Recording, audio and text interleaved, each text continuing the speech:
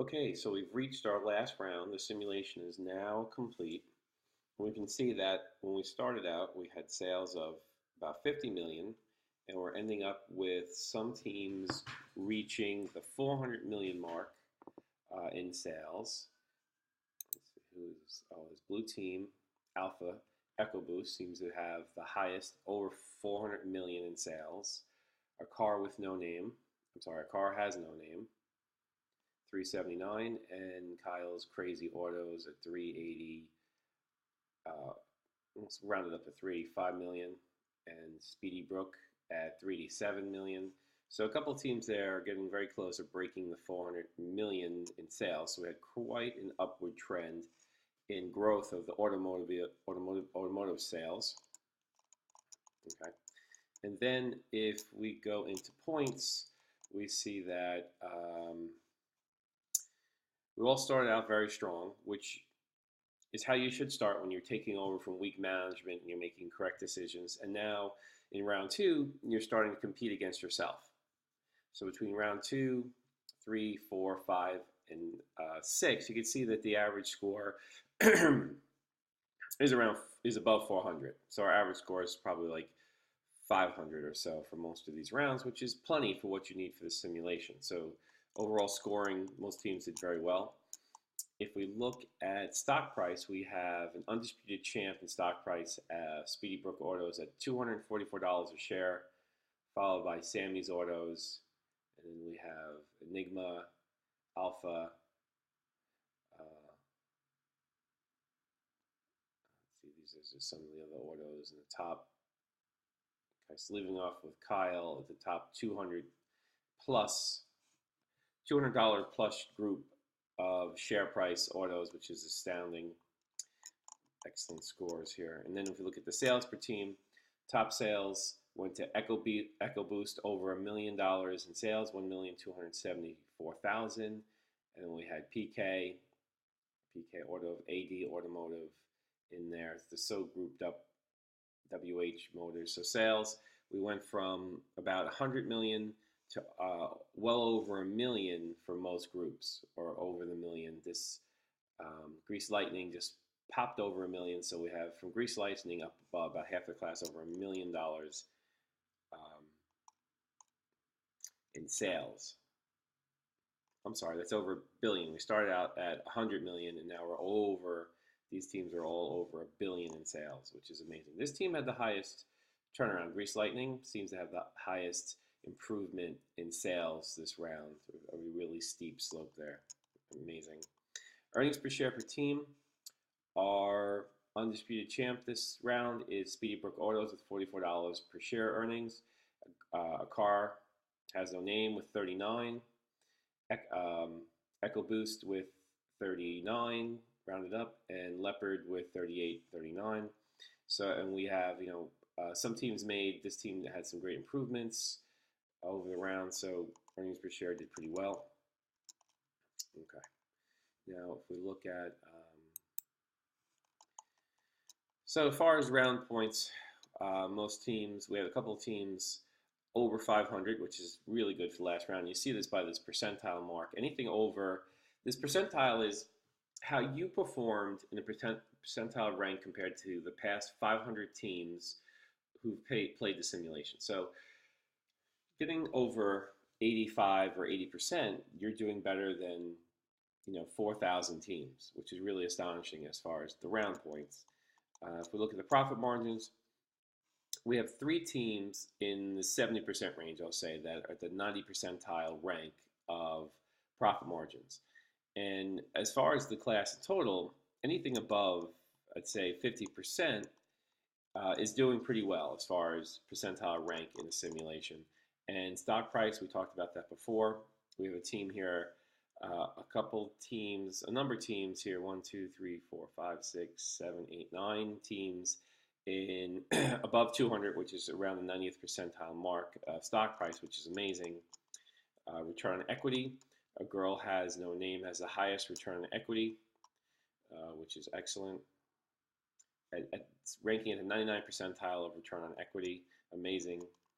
And total points, let's just look at the number of teams above um, 2,400.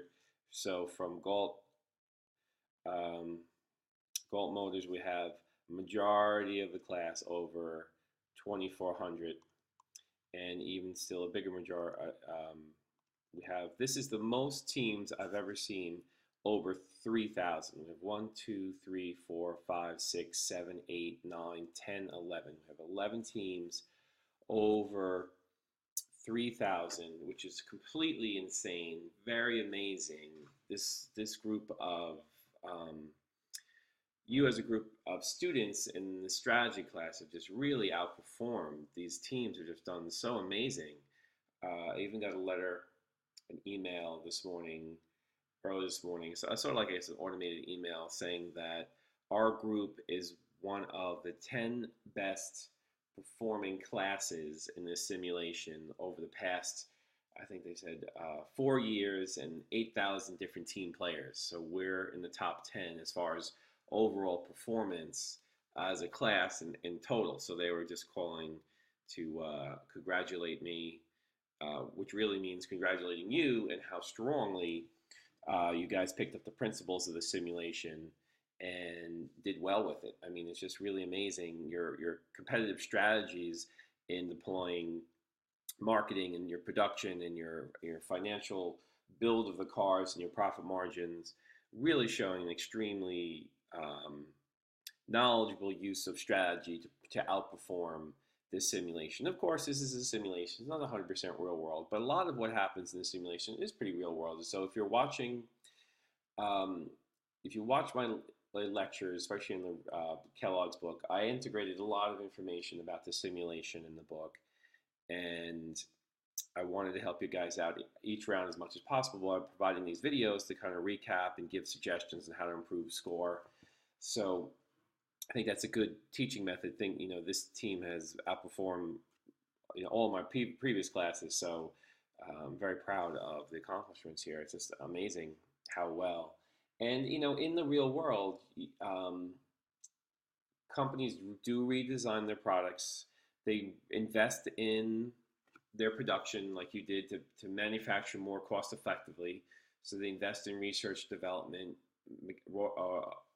robotics, software efficiency, which you guys did to really enhance the cost savings of manufacturing.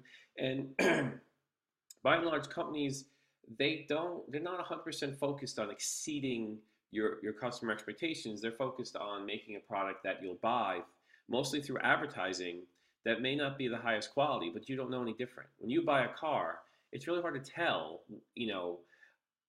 unless you've owned that car for 10 years, how much quality is in it. So if you think about the products you buy in your life today, companies are continually reducing features and shrinking, reducing some features and even shrinking. You think of food, the sizes that you get for your money, they've greatly reduced the size of ice cream. They know Haagen-Dazs and many of them no longer sell it in the pint size, although it looks like a pint.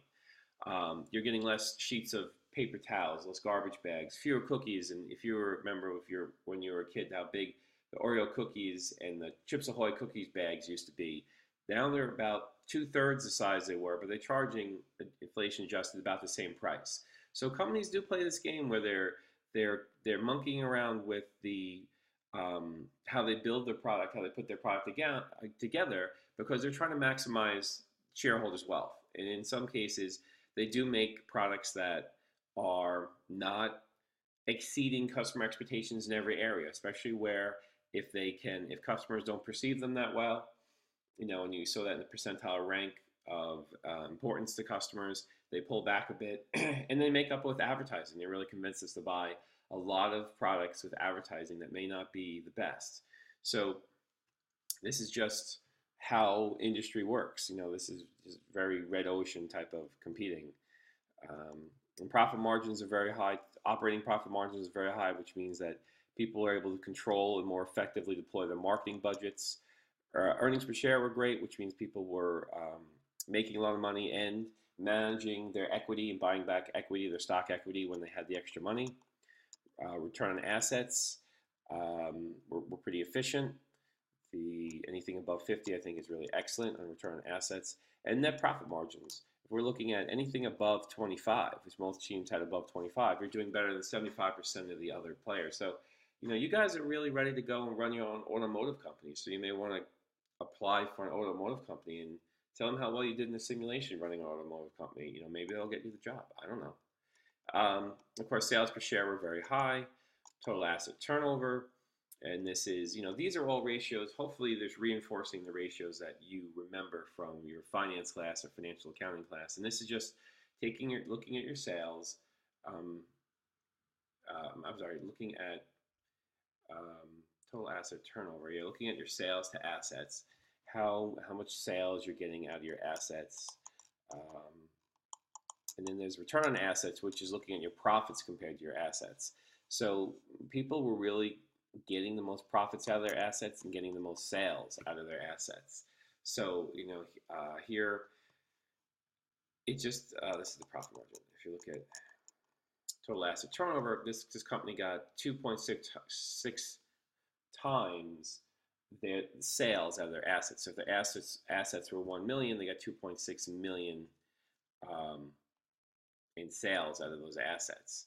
For every $1 million in assets, they got $2.6 million in sales, which is really quite amazing. So, again, I'm just really happy at the performance of this class in the simulation, and I congratulate everyone for playing. Even if you didn't have the top scores in the simulation, hopefully you learned something along the way, and it's been somewhat of a useful experience. Okay, so that's try to keep these around 12 minutes because I know that you guys don't have all day. But I just want to wrap up the simulation and give you my thoughts up on it.